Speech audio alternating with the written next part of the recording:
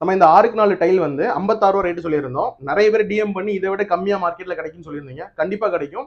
இதுக்கும் அதுக்குள்ள டிஃபரன்ஸ் நான் சொல்லிடுறேன். இப்போ நீங்க ஒரு பிராண்டட் எடுத்தீங்கன்னா நீங்க இப்போ இந்த பிராண்ட்ல உள்ள நேம், இந்த டிசைனோட நேம் நீங்க குரோம்ல போட்டாலே வந்துடும். ஏன்னா அது பிராண்ட், இதோட ஃபுல் டீடைல்ஸுமே வந்துடும். ஆனா அன்பிராண்டட்ல அந்த மாதிரி வராது. இன்னொன்னு, உங்களுக்கு வந்து ஒன் டைம் ஸ்டாக். அதாவது ஒரு கம்பெனி வந்து க்ளோஸ் பண்ற டைம்ல இருந்துச்சுன்னா என்ன பண்ணுவாங்கன்னா ரொம்ப லோ பட்ஜெட்ல வாங்கிட்டு வந்து உங்களுக்கு தருவாங்க.